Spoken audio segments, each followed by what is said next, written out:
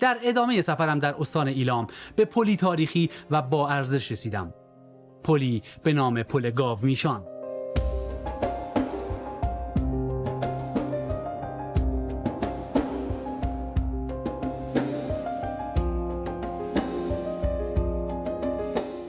پل گاومیشان پلی باستانی مربوط به دوره ساسانیه که حدود 175 متر طول، 8.5 متر عرض و دارای 6 چشمه طاقه. این پل در نزدیکی در شهر، جایی در مرز بین دو استان لرستان و ایلام و بر روی رودخونه سیمره قرار گرفته. در واقع جاییه که نقطه پیوند دو رود سیمره و کشکان محسوب میشه. عمر این پل باشکوه به 1500 سال میرسه و یادگار هنرمندان و نیاکان ما در این بخش از ایرانه. دهانه پل گاومیشان با بیش از 50 متر عرض بزرگترین دهانه پل کشور محسوب میشه.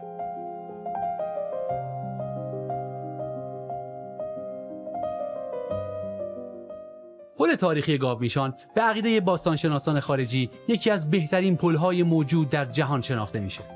اما به گفته برخی مورخان بخش زیادی از این پل باشکوه در سال 1334 هجری قمری بر اثر زلزله تخریب شد.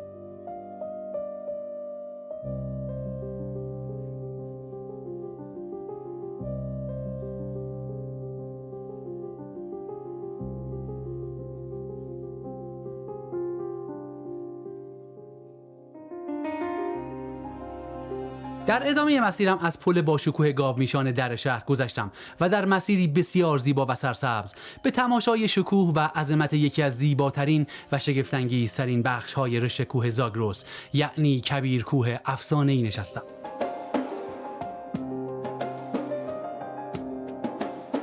در شکوه و عظمت این کوه همین بس که بیشک چشمان هر بیننده‌ای رو به قامت رعنای خودش خیره و متحیر میکنه و انسان رو به ستایش و سجده در برابر خالق این شکوه و زیبایی بی‌نظیر دعوت میکنه.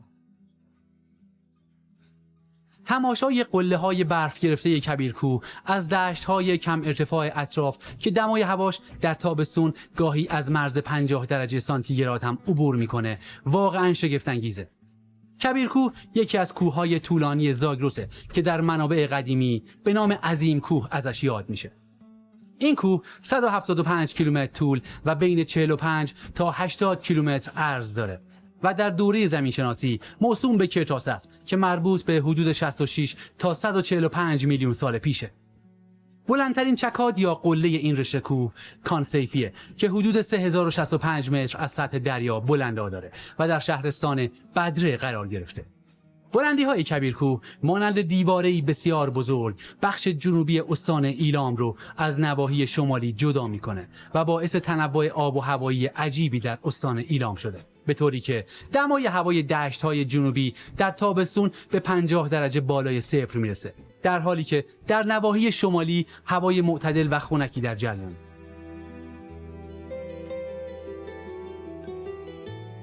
منطقه حفاظت شده کبیرکوه به علت شرایط خاص و پستی و بلندی و برخورداری از صخره‌ها، تپه ماهورها، اراضی کمشیب ناهموار، بیشه‌زارها و دره‌های عمیق شامل طیف متنوع زیستگاهیه. در کنار بسیاری از پستانداران، کبیرکوه یکی از کهن‌ترین خاستگاه‌های اصلی خرس قهوه‌ای در طبیعت دست نخورده و وحشی ایلام محسوب میشه. این کوه باشکوه خاطره‌ای به بزرگی یک زلزله بسیار مهیب در دل داره و اون چیزی نیست جز بزرگترین زمین لغزش جهان.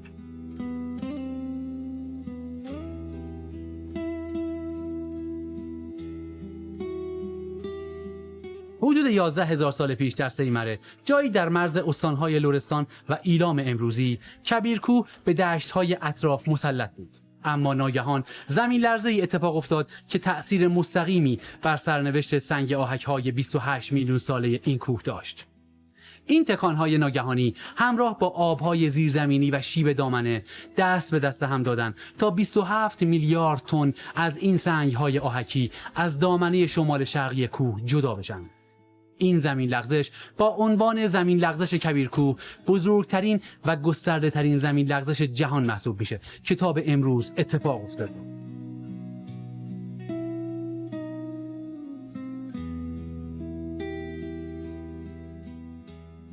انرژی حاصل از این زمین لغزش به حدی بود که مسیر رودخونه‌های کشکان و سیمره رو در دامنه کبیرکوه مسدود کرد و سدی طبیعی در مسیر این رود ایجاد کرد که باعث به وجود اومدن دریاچه تاریخی سیمره شد.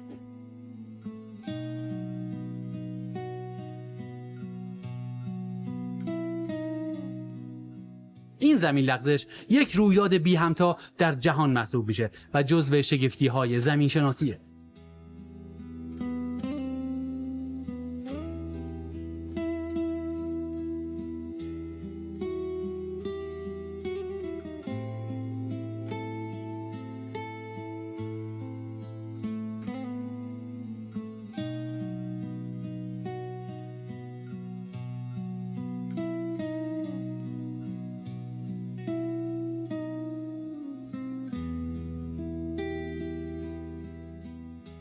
در نزدیکی کبیرکوه باشکوه، درست در امتداد جنوب در شهر، شهری وجود داره که یکی از مهمترین آثار تمدنی ایرانیان باستان در جهان محسوب میشه. دروازه‌ای به سوی ایلامیان و ساسانیان. شهری باشکوه و باستانی به نام مهرگان یا سیمره.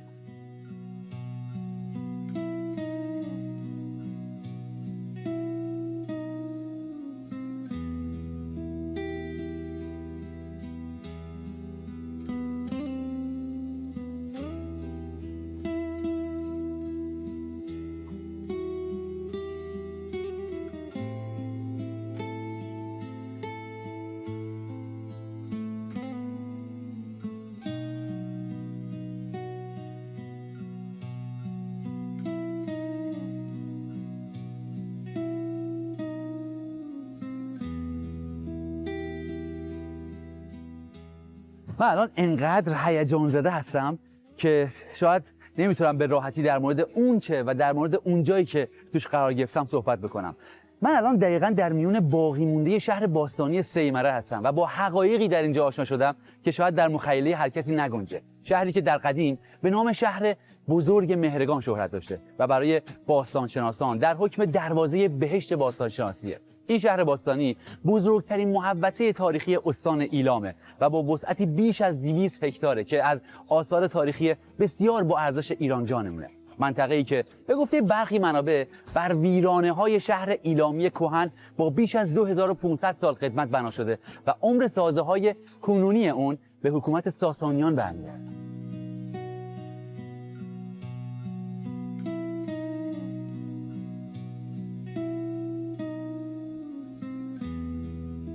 به گفته برخی پژوهشگران در زمان ساسانیان این شهر به نام‌های مهرگان کزک و مهرگان قزق مشهور بوده و مردمانی از اقوام فارس، کرد و عرب در اون سکونت داشتند و ظاهراً پس از ورود اعراب به ایران یا در اواخر دوران ساسانی به نام سیمره تغییر نام داد. پس از انقراض دولت ایلام به دست آشوریان، منطقه ایلام به دو بخش تقسیم شد. بخش شمالی به دست پارسیان افتاد و در تصرف مؤسس سلسله هخامنشی قرار گرفت و بخش جنوبی یعنی شوش و سایر نواحی این منطقه به تصرف دولت آشور در اومد. در سال 945 میلادی زلزله مهیب در دره سیمره رخ میده و اونو به طور کامل تخریب میکنه. گفته میشه در این زمان بالغ بر 5000 خونه در این منطقه وجود داشته. به این ترتیب شهر بزرگی که گفته میشد ساختمان‌های بسیاری در اون وجود داشت با وقوع زلزله برای همیشه خالی از سکنه باقی میموند.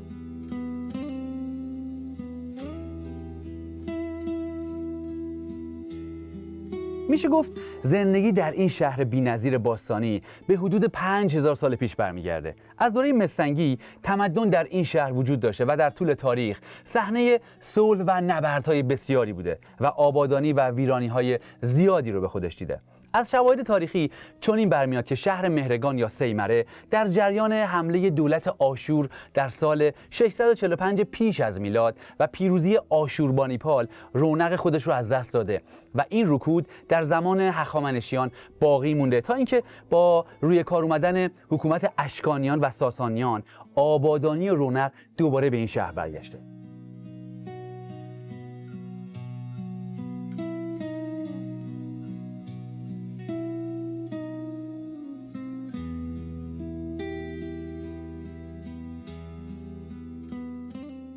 در شهر باستانی مهرگان مدارکی به دست کاوشگران اومده که نشون میده در این شهر مرکز صنعتی وجود داشته و سفالگری و شیشه سازی بسیار رایج بوده. بقایای کوره‌های سفالگری و شیشه‌های رنگی مدارک بسیار مهمیه که نشون میده بخشی از اقتصاد این شهر کهن از طریق این دو صنعت تامین می‌شده. هرچند کشاورزی و دامداری و باغداری هم در کنار این صنایع از رونق بسیار خوبی برخوردار بوده. اما فکر میکنید که دلیل این که شهر بزرگ و پرجمعیت سیمره یا همون مهرجان یا همون مهرگان در اینجا بنا شده چی بوده؟ دانشمندان و پژوهشگران جواب این سوال رو دادن. وجود آب رود سیمره و همینطور چشمه‌ساران کوهستان کبیرکوه، خاک و دشت‌های حاصلخیز، هوای مطبوع و معادن گچ و آهک در این منطقه باعث شد تا نیاکان ما در اینجا احساس نیاز به چیزی برای زندگی و پیشرفت نداشته باشند و همینجا رو برای بنای شهر بزرگ و با شکوه مهرگان انتخاب بکنن که انتخاب بسیار هوشمندانه‌ای بوده.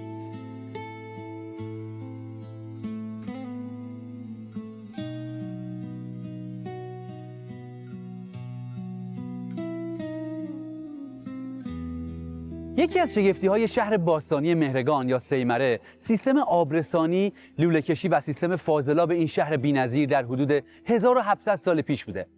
شاید باورتون نشه اما نیاکان ما در اون زمان آب چشمه بالادست رو با لوله‌های سفالی یا تنبوشه به داخل شهر منتقل می‌کردن و پس از اون آب رو به تمام خونه‌ها بردن و پس از اون آب استفاده شده رو به وسیله لوله‌های سفالی بزرگتر به داخل فاضلاب شهری هدایت کردن و در نهایت برای حفظ سلامت بهداشت شهر اون آب رو به سمت رودخونه پایین دست رسوندن و این یعنی نیاکان ما انسان‌های بسیار هوشمند و دانشمند بودن و تونستن کاری بکنن که هم همه مردمی که در اینجا زندگی می‌کردن از آب آشامیدنی و شرب استفاده بکنن و از این نعمت برخوردار باشن و همین که کمترین آسیبی از نظر بهداشتی بهشون وارد نشه.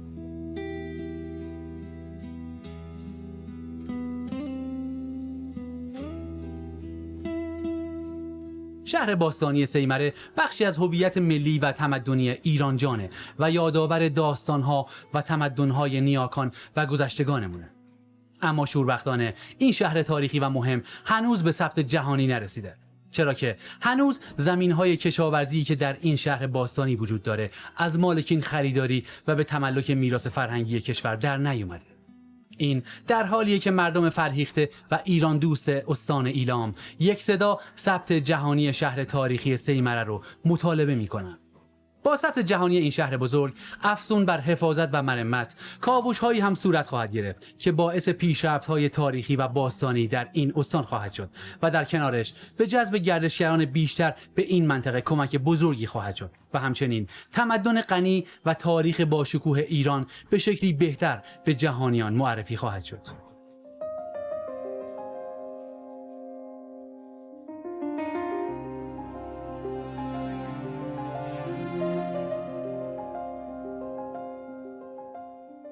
در بین اهالی در شهر تاریخی سیمره به ماداکتو معروفه. ماداکتو دومین پایتخت دوره ایلام باستان در زمان پادشاهی هنبانیکش یکی از پادشاهان ایلام باستانه. اما در طی کاوش‌های باستانشناسان هیچ اثری از دوره ایلام باستان به دست نیامده. بعید می‌دونم که شهری با این عظمت که دارای آثار دوره پیش از تاریخ است اثری از شهر ماداکتو در اینجا پیدا نشه، اما نیاز به کاوش‌های بیشتر در دشت در شهر وجود داره تا اونچه که فکر می‌کنیم وجود نداره در نهایت از زیر این آوارها احتمالاً بیرون بیاد.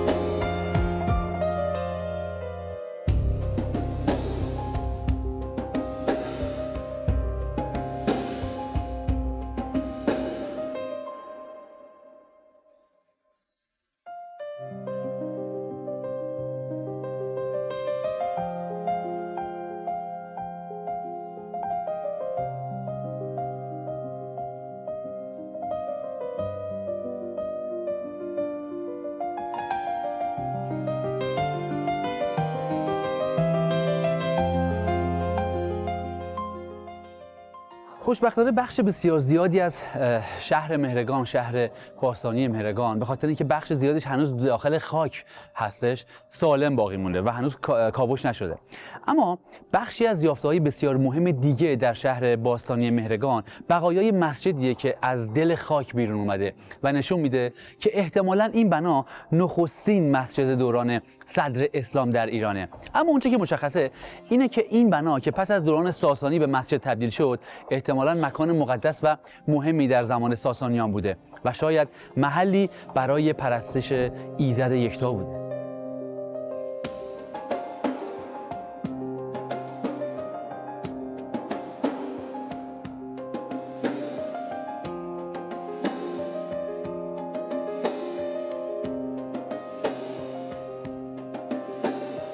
اون چیزی که اینجا دارید می‌بینید بقایای تاقچه‌ها و محراب‌ها و کنگره‌ها و همینطور گچبری‌های بسیار زیبا و با ارزشیه که در یکی از بناهایی که از شهر تاریخی مهرگان باقی مونده وجود داشته. اما خب برخی از مسئولین اومدن اینجا یک محافظی براش درست کردن، روش هم با شیشه پوشوندن به خاطر اینکه هم رطوبت و هم خاک و هم آفتاب این رو بهش آسیب نزنه، با اینکه در بالادست کل این محوطه مسجدی که در حقیقت بعد از دوره ساسانی اینجا تبدیل به مسجد شده، به خاطر اینکه آسیب نبینه روش هم کاملا مسقف کردن. اما با وجود همه اینها، به دلیل نبود یک نگهبان و یک محافظ مسئول در اینجا، شوربختانه برخی از مردم محلی اینجا که شاید خیلی براشون اهمیتی نداشته این بناها و قطعا تاریخ و هویت ملیشون رو خیلی نمیشناختن، اومدن اینها رو خراب کردن، شکستن و حتی بخشی از گچبری هایی که من اون دست دیدم رو به راحتی با سنگ زدن و شکستن و خراب کردن، در صورتی که اینها بخشی از هویت ملی ماست، بخشی از تاریخ و فرهنگ ماست و باید بهش افتخار بکنیم. با همین هاست که ما به همه دنیا میگیم ما کشوری تمدن ساز بودیم و هستیم. اما شوربختانه به خاطر عدم توجه برخی از مسئولین اینجا به حال خودش رها شده و داره تخریب میشه، در صورتی که شاید اگر یه بخش خیلی کوچیکی از این دارایی‌های بی‌نظیر شهر وسیع و با ارزش و تاریخی سیمره یا همون شهر مهرگان در اروپا بود، تمام دور تا دور اون رو پر از محافظ، پر از شیشه و حتی پر از طلا می‌کردن، به خاطر اینکه نشون بدن چقدر با ارزشه و خودشون رو با اون و تمدن خودشون رو با اون بخوام معرفی بکنن. اما اینجا به همین شکل رها شد.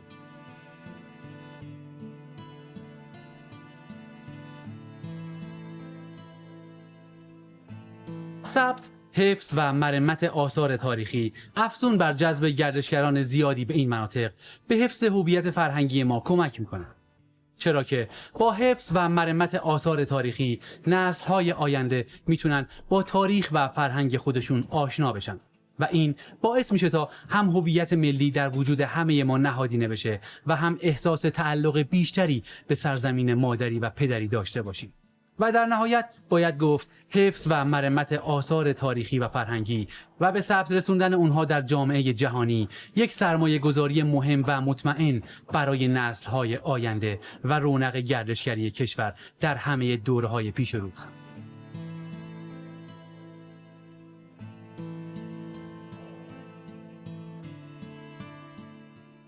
در کنار این دارایی‌های بسیار با ارزش و ریشه‌دار، در این منطقه از استان زیبای ایلام دستاوردهای بسیار خوبی حاصل شده که مدیون هموطنانیه که برای پیشرفت این بخش از وطن تلاش زیادی کردند. در کنار موفقیت در باغداری و کشاورزی بر روی زمین‌های حاصلخیز در شهر، این منطقه با داشتن قابلیت‌های بسیار و مردمانی سخت‌کوش و سرمایه‌گذاری در بخش‌های مختلف تونسته به خوبی در مسیر توسعه قرار بگیره.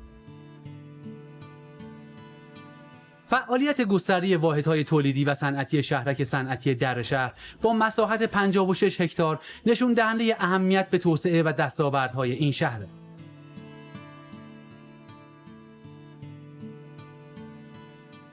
یکی دیگه از دستاوردهای توسعه این شهر صنعت پتروشیمی در شهره که همکنون در فضایی به وسعت 82,000 متر مربع در حال توسعه است و به عنوان یک پروژه مهم در صنعت نفت و گاز کشور شناخته میشه.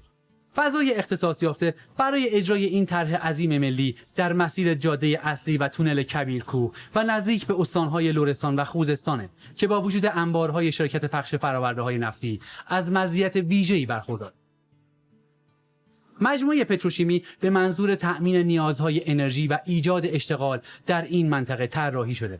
همچنین پروژه‌های مرتبط با تأمین آب و زیرساخت‌های لازم برای این مجموعه در حال انجام. یکی از مهمترین دستاوردهای بزرگ و مهم استان ایلام احداث تونل کبیرکوه. احداث تونل کبیرکوه که از آمال، آرزوها و مطالبات مهم مردم استان ایلام به ویژه شهرستان آبدانان بود، نقش مهمی در ارتباط استانهای کرمانشاه و لرستان با استان خوزستان و در کل ارتباط شمال غرب با جنوب غرب کشور ایفا میکنه. احداث این تونل شهرهای جنوب ایلام رو 70 کیلومتر به مرکز استان و کشور نزدیک میکنه و باعث حذف 300 پیچ خطرناک و 20 کیلومتر گردنه سخت‌گذر در کبیرکوه میشه و همینطور باعث صرفه‌جویی در مصرف سوخت خواهد شد. تونل کبیرکوه با 4800 متر طول بدنه اصلی، 7 قطعه تونل کوچک و جمعاً به طول 6300 متر با 14 متر عرض و حدود 9 متر ارتفاع، پس از تونل در حال ساخت اتوبان تهران شمال با طول 6 کیلومتر دومین تونل بزرگ جاده‌ای کشور محسوب میشه.